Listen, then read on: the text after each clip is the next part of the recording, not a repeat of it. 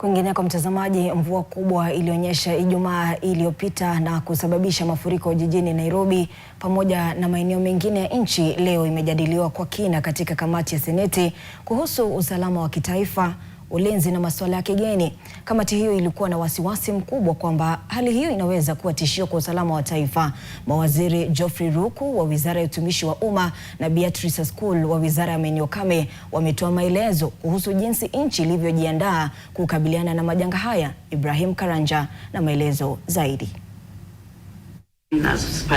Mbele ya kamati ya Seneti kuhusu usalama wa kitaifa, ulinzi na masuala ya kigeni, waziri wa utumishi wa umma Geoffrey Ruku aliweka wazi athari za mafuriko mabaya yaliyotokea wiki iliyopita.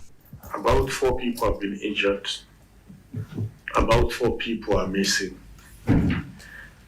And about 9,003 households have been displaced, which is about 45,000 people who have been displaced. Kamati hiyo ilielezwa kuwa katika eneo la North Horr, kaunti ya Marsabit, kijiji kizima kilisombwa na maji ya mafuriko yaliyobomoa manyata na makazi ya wakazi. Watu 4 bado hawajulikani walipo hadi sasa. I just want to ask whether there is anything that the government can do to assist those who have lost their loved ones, especially in Bari.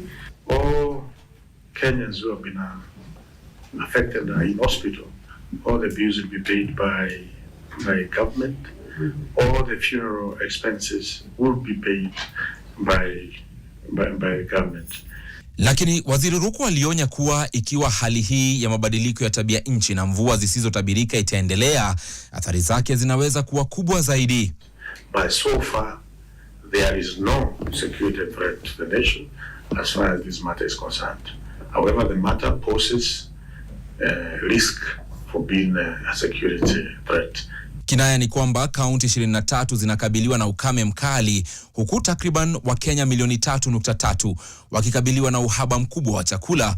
Miongoni mwa walio hatarini zaidi ni zaidi ya watoto 810,000 pamoja na zaidi ya kina mama wajawazito na wanaonyonyesha 100,000. Huku Wakenya wakiendelea kutaka serikali kujitayarisha zaidi dhidi ya majanga yanayotokea, serikali yenyewe inashuhudia matatizo mawili. Tatizo la kwanza likiwa ni mafuriko yanayoendelea kushuhudiwa huku nchini, na tatizo la pili likiwa ni janga la ukame ambalo limekuwepo na bado linaendelea kuwaathiri wananchi. Ibrahim Karanja, NTV kutoka majengo ya bunge, Nairobi.